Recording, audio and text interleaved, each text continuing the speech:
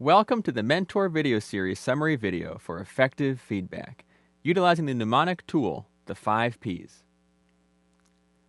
Our learners treasure high-quality feedback. The problem is, most of their feedback looks like this. Great job! You should read more. And our learners, appropriately, recognize this type of feedback is useless. Fortunately, the 5 Ps is a tool you can use to guide you through an effective feedback encounter, as it incorporates many of feedback's best practices that we have learned from the literature. The first P is preparation. The second is purpose. The third P is probe, followed by perspective and plan. Let's go through each P one by one.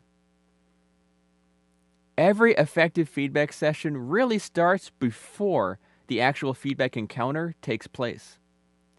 This is because many of feedback's best practices require us to be thoughtful and plan ahead.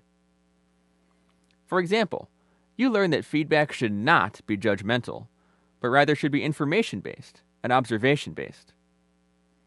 And that feedback should be specific so it is targeted. Additionally, we must be careful to not overwhelm our learner with too much information, and therefore, we must limit ourselves to only the most important observations to provide feedback on. Feedback should be timely and frequent, which requires us, as the educators, to be proactive. Expected, so as not to come as a surprise, and should take place in an appropriate setting. As you can imagine, doing all of these things requires careful preparation. And this preparation sets the stage for a successful feedback encounter. This brings us to our second P, purpose. We learned from Jack Endy that feedback at its heart, at its root, is an emotional encounter. And to help us with this aspect, we learned the golden secret of feedback from Kelly Skeff. First, they should know that you care before they care what you know.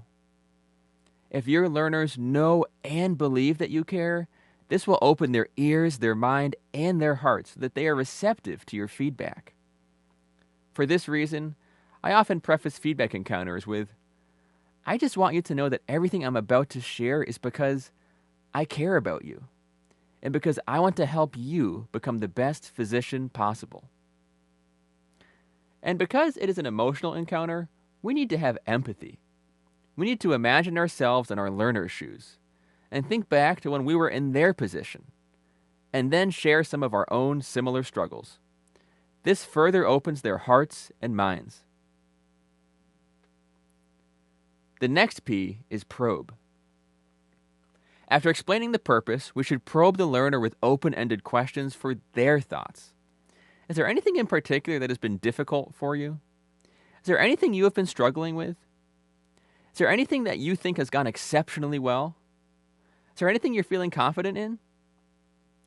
This portion of the 5 Ps pulls from motivational interviewing principles, which assumes the learner is the content expert. After we elicit our learner's thoughts, we then move on to the next P, perspective. This is where we share our perspective, what we have observed. At this point, we can purely focus on what the learner brought up, if we agree, or we can share some additional thoughts. Ideally focusing on one area for positive reinforcement and one area for improvement. We then ask the learner for their perspective. This is an important step to calibrate our observation with our learner's perspective, because we may discover that they are very different. Once we have both shared our perspectives, we choose what to focus on, and we move on to the plan. Plan is our 5th P.